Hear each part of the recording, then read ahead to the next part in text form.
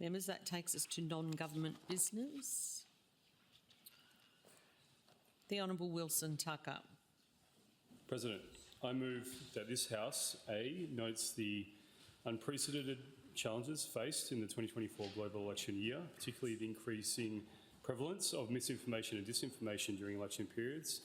B, recognises the growing trend of artificial intelligence, AI, in influencing public perception and decision-making, noting the potential benefits but also the significant risk AI poses. C, acknowledges the importance of considering the impacts of misinformation and AI-generated content in the upcoming WA election. And D, calls on the WA government to take a proactive approach by implementing measures to mitigate the rising threat of AI-powered misinformation. Members, the Honourable Wilson Tucker has moved that motion, and the question is the motion be agreed. The Honourable Wilson Tucker. Thank you, President. So 2024 is being described as an election super year or world election year. Now, what this means is that this year, in 2024, there are more people eligible to vote than any other time in the history of this planet. So it's roughly 3.7 billion people across 72 countries, representing 50 national elections, some in major democracies. And a lot of these 3.7 billion voters are first-time voters as well.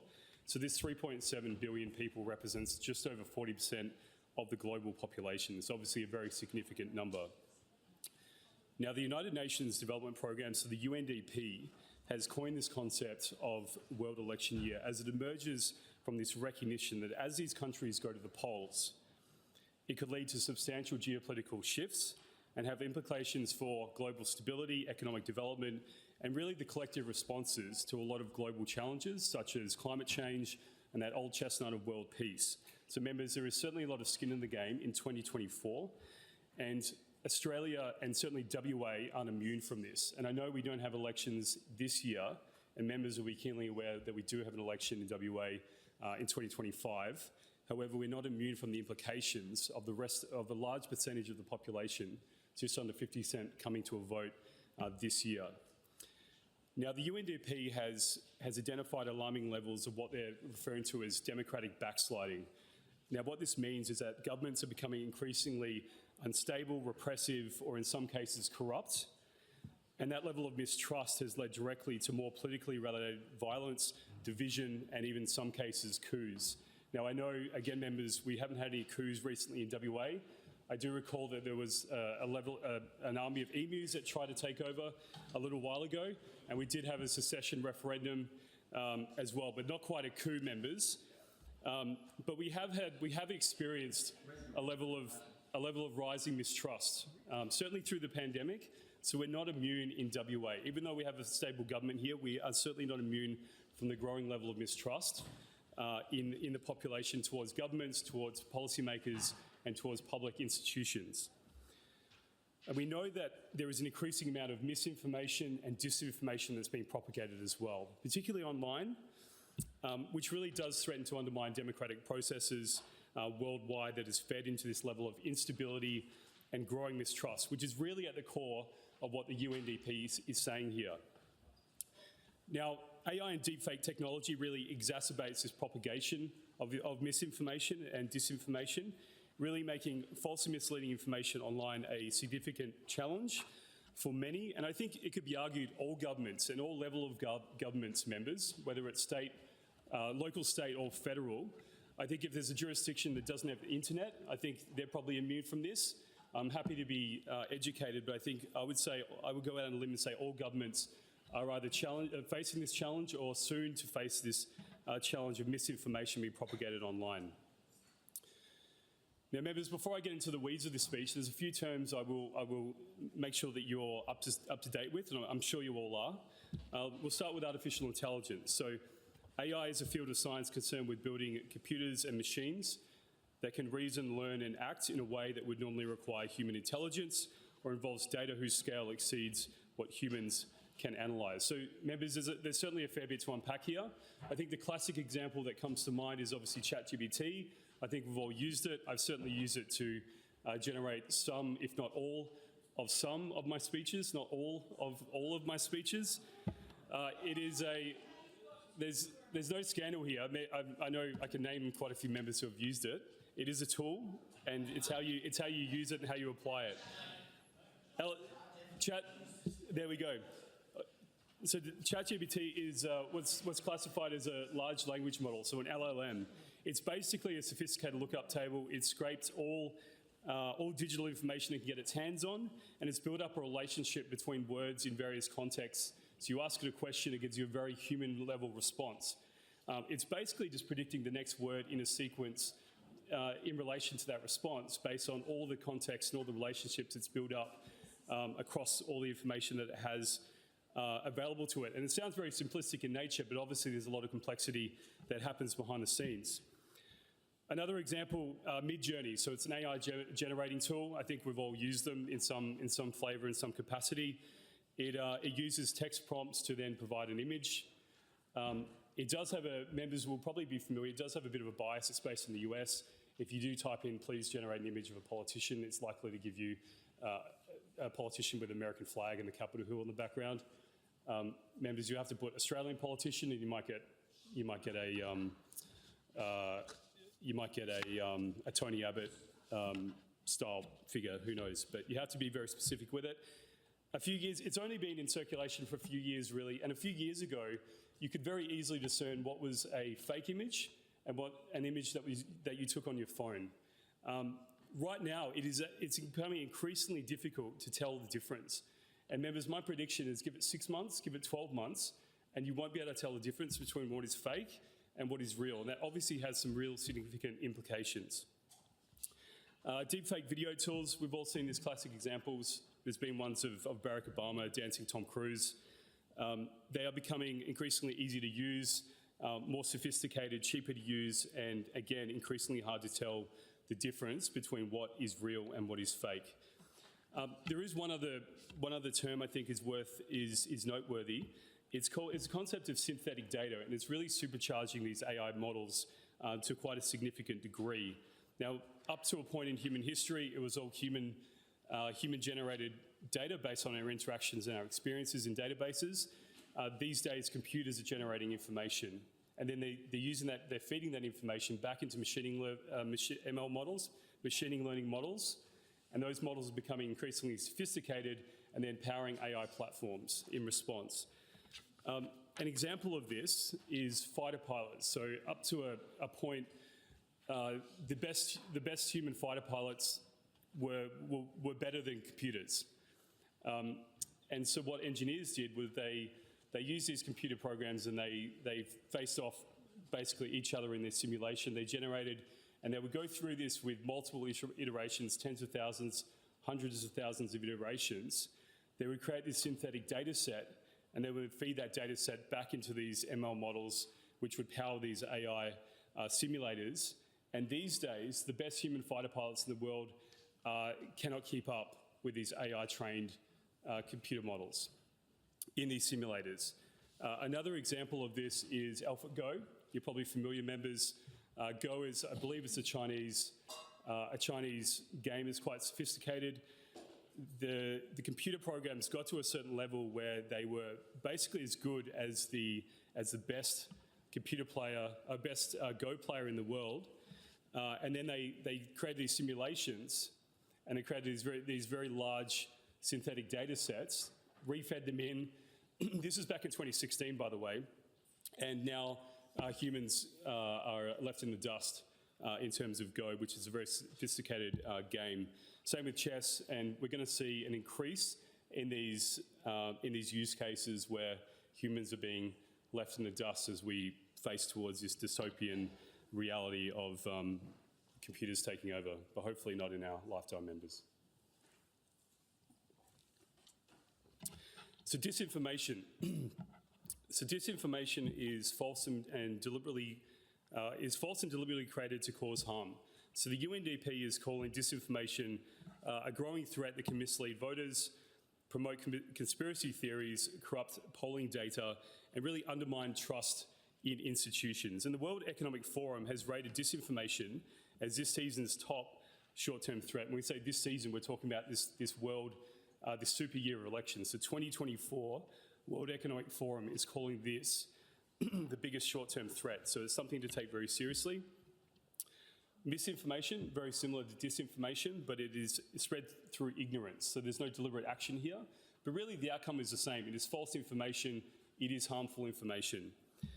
Deepfake is a type of artificial intelligence used to create convincing image, audio, and video hoaxes. And members, I've given you a few examples already.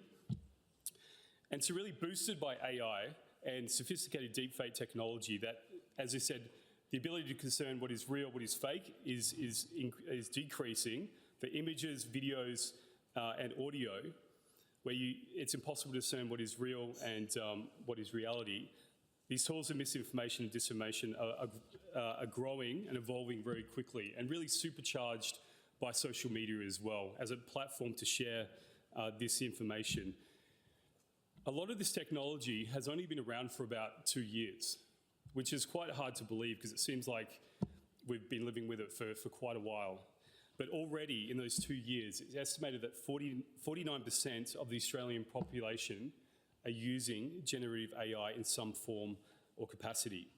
It's also estimated that AI-generated content accounts for about 20 to 30% of all social media content available out there at the moment. And we're on an exponential curve. It's not going down, it's just increasing at a very quick rate.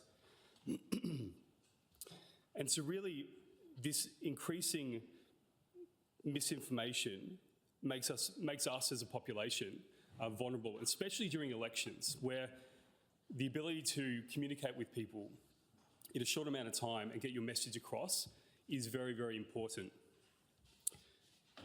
Now, regulators are really struggling to keep up. I mean, the rate of change in the tech world when we talk about AI is measured in the amount of days as opposed to months to years to decades. And it really makes it quite a tricky space for regulators, for politicians, for parliaments to put their finger in and try and regulate.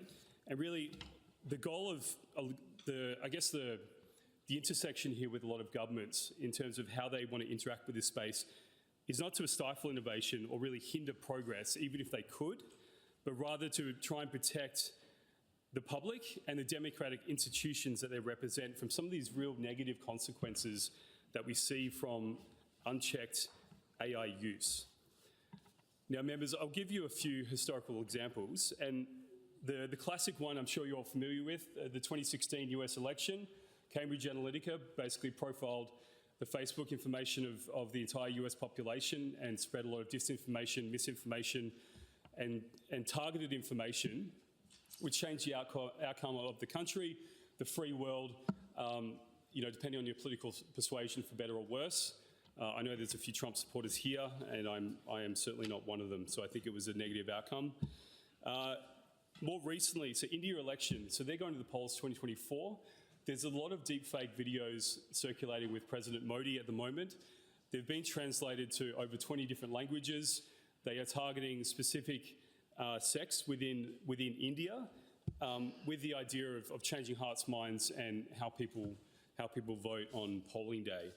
And very, very concerningly, this is an example of a coup that I mentioned earlier. So Myanmar, there was a military that justified their coup by claiming widespread election fraud despite no substantial evidence. Members, I think you can think of another classic example of that in a Western democracy. And they leveraged disinformation to do that and change the hearts of the population.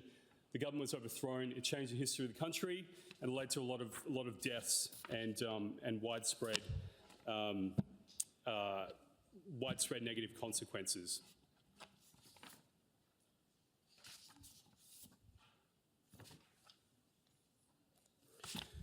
Members, on a slightly happier note, I recently went to Singapore for a CPA conference, the Commonwealth Parliamentary Conference. I did. I don't have time right now, member. We'll talk about it at a later stage. The Commonwealth Parliamentary Association, I do thank the CPA members and I do thank the clerk for giving me the opportunity to go there. It was on AI and deepfakes threatening our democracy. And just like this speech, I think the majority of the conference was focused on, there are a lot of positives when we talk about AI, absolutely.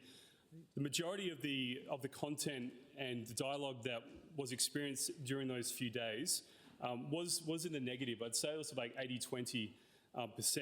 There was a lot of representation from emerging economies there, and they did feel really powerless in the face of this wave of AI and misinformation, disinformation that's being shared online and propagated, a lot of these social media platforms, these LLMs, these AI tools are based over in the US. And so just like these emerging economies, Australia in a lot of ways is a consumer in this space. We don't really have a seat at the table. The UK government is taking sort of a front foot in terms of global regulation, but Australia in a lot of ways, in terms of the ability to control what the public is exposed to on these social media platforms, is fairly limited. However, that doesn't mean that Australia shouldn't do anything. It doesn't mean that these emerging economies shouldn't and can't do anything, and it doesn't mean that WA can't and should do anything. The WA government has a responsibility for the people here and obviously what they see as well. So there is things that they can do, and I will get into a few examples of that.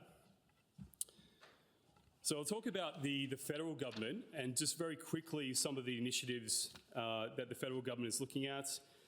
We have so at ACMA, so the Australian Communications and Media Authority, they've got this Misinformation and News Quality Code, guidelines for digital platforms to enhance transparency and accountability.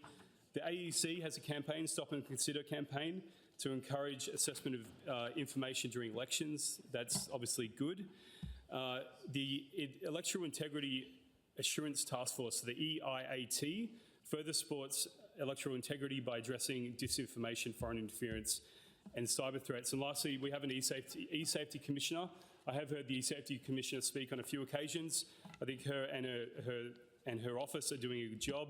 They are running a campaign, launching public awareness campaigns to educate citizens, particularly focusing on the dangers of AI content, AI-generated disinformation. So really trying to raise the bar, the caliber for people to be able to discern what is real, what isn't, and then respond accordingly. So there's some of the examples of what's happening over in the federal sphere. Over east, so there's a couple of noteworthy examples here, very similar to what WA can be doing, and I would argue should be doing. So Victoria and New South Wales have implemented targeted measures to combat the growing threat of AI-generated misinformation, particularly in the health and electoral context.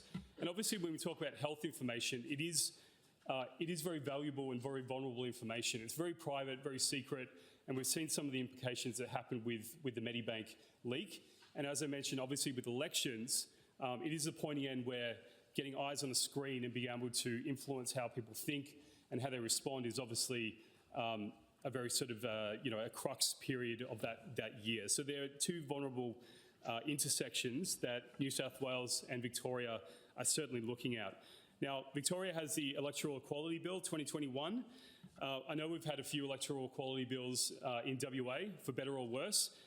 This one looks at imposing stricter penalties for this misleading electoral content, including AI-generated deepfakes. They've also launched a campaign, so the Digital Citizenship and Media Literacy Program, which really aims at equipping citizens with the skills similar to what the AEC is doing to identify and critically evaluate misinformation. New South Wales, very similar, Public Health Information Act, particularly focused on health information and reporting if they're seeing anything untoward relating to health information, particularly around the pandemic and the dangers of AI-generated misinformation. The New South Wales Electoral Commission has partnered with technology companies. I actually really like this one. Civil society groups to monitor public sentiment and tackle misinformation, particularly with lesser-known groups such as Signal and Facebook groups. So they're actually forming a dialogue with some of these larger companies. And I think this is a lesson that WA can take. And I think it's lazy just to say this should be in the federal sphere, talking to these larger tech firms because they're major multinational corporations. I personally met a lot of engineers from Apple, Facebook, Amazon in Perth, and this is increasing. So there's no reason why this government can't form a two-way dialogue with these companies and try and cut down that communication loop when it comes to reporting and monitoring of misinformation, disinformation that is being shared to the West Australian public. Now, I've got a minute left, and I do have a few ideas around what the WA government can do. We'll hear, obviously, what the WA government is doing, so I won't focus on this too much. I would like to say the Office of Digital Government, I believe in this space, is doing a good job. They do have a uniform framework when it comes to artificial intelligence policy and assurance. So just like what we're seeing now for the first time in the history of WA, having a uniform policy governing how the public sector operates, how they use these tools, how they interact with them, I think is good. That's something that we've been lacking in the information sharing and data privacy space for a very long time. I'll let the minister expand on what the government is doing. Members, I'll resume my comments as part of the reply in terms of what I believe the gaps are in WA and what we should be doing. And I'm looking forward to hearing what the government's response is here. There's no reply? Okay. At a later stage. Wilson Tucker. Thank you. Thank you, Acting Chair. And thank you for allowing a little bit of time at the end just to wrap this up. I'll be very brief. I do want to acknowledge the Minister for sharing what the government is doing in this space. Now, look, I think there is some good work. I think, as I said, the Office of Digital Government is doing some good space in the public sector. Where I think the gap is in the private sector and really just regulating the rest of the economy, the rest of Western Australia. I think there is a gap in terms of regulation. Now, I know the federal government hasn't been very proactive. Well, there is some regulation that's coming in the federal sphere, I believe. But right now, I think there is a gap, and there's a role that the WA government can play in creating regulation in this space. One of the benefits I think the Minister touched on was around the dialogue with some of the major tech companies. I mentioned there is a growing presence with some of the larger tech companies in Western Australia, in Perth. I think that is fantastic. Whether it's informal or formal, I think having those dialogues and being able to flag that information to those companies, I think is a good thing, absolutely. One thing that I do see we do have a strategy that the Minister touched on, and there is a digital literacy problem in Western Australia. Relative to other states, absolutely. Regionally, Indigenous communities, absolutely. There is a massive digital literacy problem in general, and certainly when we talk about AI and the ability to detect what is real, what is not, that dispelling that misinformation is a problem. It will grow, and as the Minister said, and as the Honourable Martin Aldridge has said, the US is taking a more proactive role here, and they've had to respond very quickly because it is more of a threat over there. But the alarm bells are ringing over in the US, and they will ring here. So we do have to be proactive. We do have to keep our eye on the ball. It is good to see that the WAC is doing some work in this space, but I think looking at some of these campaigns, all well and good to have a strategy, but we need to put money behind it. We need to educate the population. We need to have some active campaigns like they are doing in Victoria, like they're doing in New South Wales to really combat that. I think one thing as well, these federal initiatives are good, and there is some reporting mechanisms and some accountability baked in as part of these large tech companies. But I can guarantee members, if you go down to the street, you go to the shopping centre and you talk to someone, a mum and a dad or a school child, whoever down there, and you say, hey, where can you go if you detect some of this misinformation, disinformation, or you think that you're being shown some content that is fake or false online, how do you report it? I can guarantee they have no idea. And so I think this is a role where the West Australian government can play in creating this front door and connecting to federal services that do exist and ensuring that West Australians are informed and they know where to go to report this information. And so I agree with all the members, and I thank them for the contribution. It is an evolving conversation. I don't think there's a silver bullet here, but we need to keep our eye on the prize. We need to be vigilant, and we need to try and respond as best we can to the pros and the negatives of AI. Members, time for debate on that motion has lapsed. Now we move to private